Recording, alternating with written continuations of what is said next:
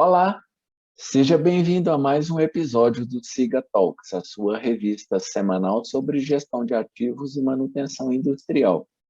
No episódio de hoje, iremos falar sobre o diagnóstico do trabalho da manutenção. O diagnóstico do trabalho da manutenção, ou DTM, é uma prática importante dentro do modelo de gestão de ativos, pois visa garantir a qualidade técnica dos serviços executados. O DTM promove o desenvolvimento das habilidades técnicas da equipe, além de ser peça-chave na evolução da sistemática de padronização. Para falar sobre o tema de hoje, recebo aqui o José Carlos Alves, engenheiro eletricista e de segurança do trabalho com MBA na FGV e diversos cursos de especialização em projetos e gestão.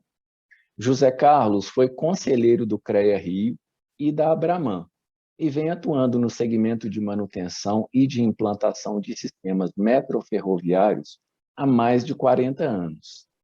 José Carlos responde atualmente pelas gerências de manutenção e de implantação do VLT Carioca, que se encontra em operação desde 2016 na bela cidade do Rio de Janeiro.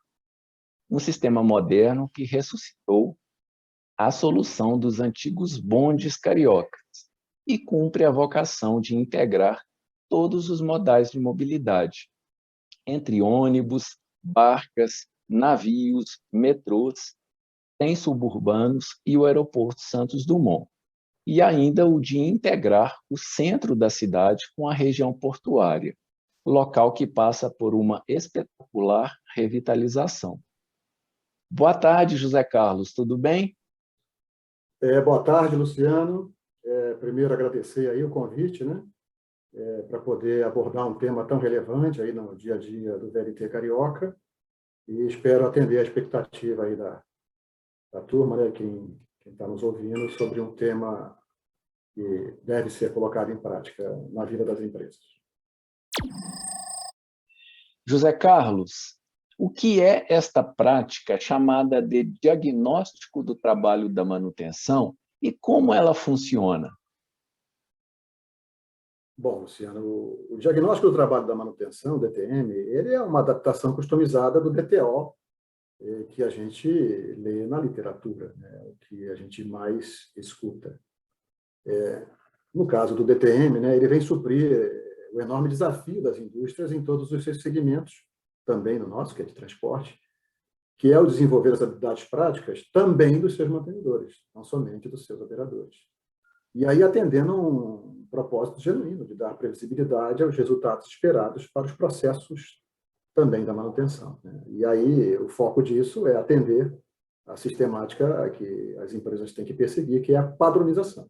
Padronização das tarefas críticas, com a consequente disseminação sistemática das boas práticas, né? Daquilo que se entendeu como o melhor fazer que gera bons resultados, ele é padronizado e ele é repetido, né, por todos os envolvidos. Esse é o desafio do DTM. Eu considero também, Luciano, que o DTM traz para a gente uma oportunidade muito interessante, sabe? Ele evidencia o papel reitor dos supervisores, né, os supervisores de primeira linha, aquele que tem o contato direto com a equipe de execução. É ele que se incumbe de fazer cumprir a sistemática na sua área de atuação, envolvendo todos os seus liderados, né? E aí buscando prestigiar duas das suas principais funções, né? O DTM está trazendo isso para a gente, né? Que é de treinar a equipe e verificar se as coisas são realizadas conforme foram treinadas, né? Dois alicerces fundamentais da função supervisão, que é treinar e verificar se as coisas são feitas conforme treinadas, conforme combinado. José Carlos, através do diagnóstico do trabalho da manutenção, podemos potencializar a capacitação e polivalência da equipe de manutenção? Bom, Luciano, eu não conheço forma mais apropriada, né? Eu vou aqui até me apropriar do pensamento de Confúcio, né?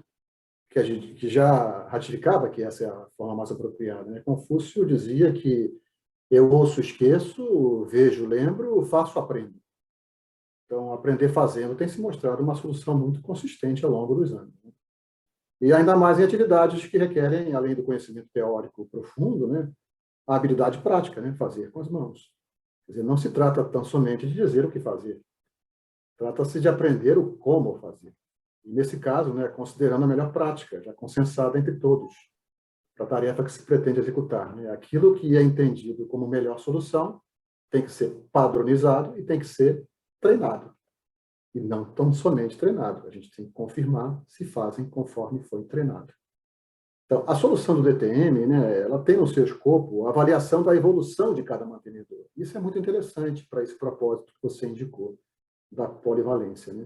Quer dizer, nas múltiplas possíveis tarefas de manutenção que os ativos demandam, considerando o mantenedor desde a sua fase inicial, quer dizer, com seu primeiro contato com a tarefa, isso se faz através do OJT, né, do On the Job Training, e os sucessivos diagnósticos realizados pelo supervisor, né, quando da execução da tarefa. Essa sistemática de capacitação, né, ela segue cristalizando gradativamente essa polivalência pretendida, né? E é importante, né, muitos dos colaboradores, né, assumem em pouco tempo a condição de multiplicadores de determinadas tarefas dentro das equipes. Isso é muito interessante observar, viu, Luciano? Em pouco tempo, você há realmente a identificação de talentos, que é também uma oportunidade, né, para o supervisor, que podem, em seu nome, em seu lugar, fazer o desenvolvimento da equipe, porque ele tem a melhor maneira de fazer e ele reproduz isso com perfeição. José Carlos, quais são os pontos de atenção a serem observados para uma implementação eficaz da prática do diagnóstico do trabalho da manutenção? Bem, Luciano, eu posso assegurar que o desafio inicial é fazer com que os envolvidos percebam a enorme alavanca que a solução representa na estabilidade dos processos de manutenção. Acho que esse é o ponto inicial, é o ponto de inflexão nas organizações, especialmente das equipes, do supervisor e dos mantenedores. Bom, a sua estrutura deve considerar a elaboração dos procedimentos das tarefas críticas, né, os denominados POPs, né? A sua representação, né, numa matriz, né, que correlaciona o POP a ser treinado e o diagnóstico a ser realizado, com quem deverá submeter a sistemática, com uma avaliação criteriosa e em tempo real pelo supervisor, né, de cada desempenho verificado, o seu consequente registro e o seu imediato feedback, né? Deve haver a imediata relação com o mantenedor, né, para se identificar oportunidades de melhoria, né, e indicar desvios que se observou na sua execução. Isso vincula mais supervisão e mantenedor, e estabelece uma relação de aluno-professor. Isso é importante na relação da supervisão, né, que o colaborador perceba que está sendo ajudado a progredir e evoluir, né? A ferramenta define uma necessidade precípua, né? Tem que haver previamente criterioso trabalho de identificação das tarefas críticas, né, através do mapeamento dos processos. Isso é uma aula inicial de qualquer processo de padronização, né? E nesse caso, especialmente, Luciano, para a gente evitar a banalização de uma solução que é muito poderosa, né? Você não vai fazer DTM para tudo, nem tudo é crítico, né? Eu costumo dizer que se tudo é crítico na sua relação cotidiana de trabalho, é melhor você trocar de emprego, você vai ter problema, porque nem tudo é crítico, é impossível que tudo seja. Bom, outro importante aspecto diz respeito à divulgação rotineira dos resultados, né? Como qualquer processo, né, ele tem, além de ter apuração, tem que haver divulgação, né? Além de medir, tem que divulgar o que medir, né? E aí tratar os desvios, né? Eu tenho compromissos com relação à difusão da solução e o gerente, assim como eu, né, deve priorizar essa solução implantada, né, destacando isso na organização e sempre ressaltando aquele supervisor que melhor adota e que melhor entende e coloca a solução em prática, né? Acho que, para qualquer gestão de resultados, o DTM também tem que ser visto desta forma, mas necessariamente, Luciana, como uma atividade de desenvolvimento, né? O que deve ser medido é como é que ele está conseguindo desenvolver a equipe, né? Se aquele empregado que chegou no seu primeiro contato no OJT está se transformando até no multiplicador, né? Mas passando pelas soluções mais triviais, que é, por exemplo, tê-lo fazendo atividade com autonomia, né? Para que o supervisor possa, então, desenvolver outros desafios dentro da estrutura da organização. O supervisor, assim como qualquer outro gestor, como eu, como você, né, eu costumo dizer que o líder servidor é o líder treinador, né? O papel da liderança nas organizações, né, além de alcançar, obter melhores resultados, é desenvolver o seu semelhante. Então, eu acredito muito nisso e acho que o DTM deixa isso cristalizado e, em muito pouco tempo, essa alavanca é percebida por todos como poderosa para a obtenção de melhores resultados e até o moral e o clima das organizações. É o que eu diria aí na sua pergunta. Que aula, hein, meu amigo? Parabéns.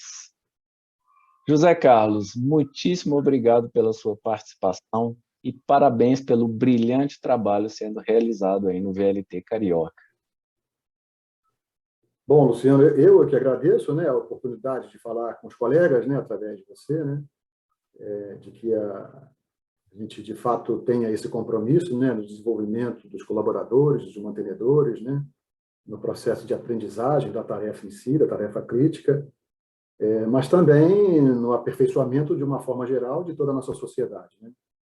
Essas pessoas que recebem treinamentos, muitas vezes focado no ativo, no equipamento, também têm a oportunidade de conquistar e desenvolver a sua percepção de valores com a sua segurança, com a própria vida, com a vida do seu colega, né? Isso está tudo enquadrado no escopo do DTM.